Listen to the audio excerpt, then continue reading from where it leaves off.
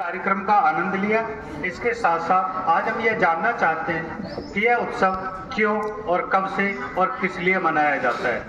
क्या कोई बच्चा इसके लिए मंच पर आ सकता है कि यह क्यों मनाया जाता है, किसके लिए मनाया जाता है, कब से मनाया जाता है, इसकी परंपरा क्या है। आज मैं आपको इसके महत्व के बारे में बताता हूं। जब भगवान विष्णु ने सृष्टि की जब देखी कि सृष्टि एकदम मूक है, तो उन्होंने ब्रह्मा से निवेदन किया। जैसा कि आपको पता होगा कि हमारे 3 महादेव हैं, देवों के देव महादेव, ब्रह्मा, विष्णु और महेश। ब्रह्मा को हमारी सृष्टि का उत्पत्ति कारक माना जाता है और भगवान विष्णु को पालनहार और वहीं संहार करता भगवान शिव यानी महाकाल को माना जाता है। जब ब्रह्मा ने सृष्टि की रचना करी तो सृष्टि की रचना के बाद उनको यह प्रतीत हुआ कि सृष्टि में कोई ना कोई कमी है, क्योंकि जो जैसा था, कोई किसी से बात नहीं कर रहा, कोई बोल नहीं रहा, सब गुमसुम है, चुप है, किसी की कोई भी अभिव्यक्ति नहीं है। तो भगवान विष्णु ने ब्रह्मा से प्रार्थना करी, हे ब्रह्मदेव, इस सृष्टि का और इस प्रकार की सृष्टि का क्या उपाय है और क्या ही आवश्यकता है, क्या इसका महत्व है। कृपया इनके लिए कुछ स्पेशल किया जाए, कुछ विशिष्ट किया जाए, जिससे कि एक दूसरे की भावना एक दूसरे तक पहुंचे। तो ब्रह्मा ने माता सरस्वती का प्राकट्योत्सव किया। माता सरस्वती विद्या की प्रदात्री देवी, वाग देवता, संगीत की देवी और कला की देवी है।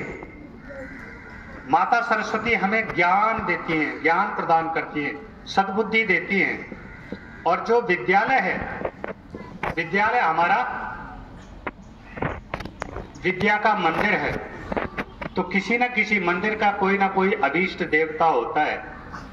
तो हमारे विद्यालय के मंदिर की जो अधिष्ठात्री देवी हैं, वो माता सरस्वती हैं। आज माता सरस्वती के प्राकट्योत्सव पर हम सभी बड़ी धूमधाम के साथ बसंत पंचमी का पर्व मना रहे हैं। यह बसंत पंचमी बसंत ऋतु में शुक्ल पक्ष की पंचमी तिथि के दिन मनाई जाती है। इसका विशेष औचित्य है। हमारे भारत में 6 ऋतुएं हैं। कितनी ऋतुएं हैं? 6। उनमें से बसंत ऋतु ऋतुओं का राजा कहा गया है, जिसे ऋतुराज बसंत कहा गया है। बसंत ऋतु की विशेषता है कि इस ऋतु में हर वृक्ष पर नए नए पत्ते आते हैं, फूल बहुत खिलते हैं, मौसम बड़ा सुहाना रहता है, पवित्र वातावरण रहता है, लोगों के दिमाग, मन, मस्तिष्क बड़ा शांत रहता है। आप सबको नींद बहुत अच्छी आती है। जो हम पढ़ते हैं वो हमारे दिमाग में अच्छे से प्रवेश करता है। और इस माह में बसंत ऋतु के 2 माह हैं, फरवरी और मार्च संभवतः। इनमें आपको ये जान करके हर्ष होगा कि जो बीमारी की वृद्धि दर है वो सबसे न्यून रहती है, सबसे कम रहती है। और जो नवजात शिशु हैं, वो बच्चे भी इन महीनों में सबसे कम रोते हैं, सबसे कम रुदन करते हैं। क्यों? क्योंकि उन सबके ऊपर माता सरस्वती का आशीर्वाद है। तरह तरह के विभिन्न प्रकार के पुष्प खिलते हैं, खेतों में सरसों के पीले पीले फूल लहराते हैं, खेतों में गेहूं, जौ, इन सब पर नई नई बालें आती हैं, सुनहरी बालें आती हैं, जिनसे दाने पड़ने के बाद वो हमारे अन्न के काम आती हैं। अगर बसंत ऋतु ना हो तो हमारी फसल भी प्रफुल्लित नहीं होगी। इसीलिए बसंत पंचमी का विशेष महत्व है। इस दिन हमें माता सरस्वती की पूजा करनी चाहिए, उनसे अच्छी सद्बुद्धि, अच्छे ज्ञान के लिए वरदान प्राप्त करना चाहिए। क्योंकि अगर आपको जिंदगी में आगे बढ़ना है, दुनिया को जीतना है, तो आप बल से नहीं जीत सकते। बुद्धि से जरूर जीत सकते हैं। तो जो बुद्धि की देवी हैं, उनकी आराधना करना, उनको प्रसन्न रखना हम सबका कर्तव्य है। तो इसी बसंत पंचमी पर हम सब ने आज माता सरस्वती का आशीर्वाद प्राप्त किया। मैं आप सबको माता सरस्वती के पक्ष से और केंद्रीय विद्यालय पक्ष से अक्षय बुद्धि का वर मांगता हूं कि माता सरस्वती आप सभी को अक्षय बुद्धि प्रदान करे, जिसका कभी नाश ना हो। और अगर ऐतिहासिक स्रोतों से भी देखें तो यह दिन बड़ा विशेष होता है। इस दिन आप सबने पृथ्वीराज चौहान का नाम सुना होगा।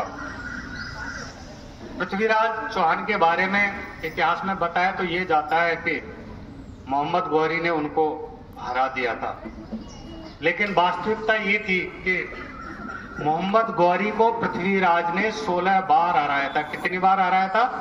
16 बार। और अंत में मोहम्मद गौरी ने उनके ऊपर विजय प्राप्त करी तो वो उन्हें बंदी बना करके ले गया। एक ऐसा आताताई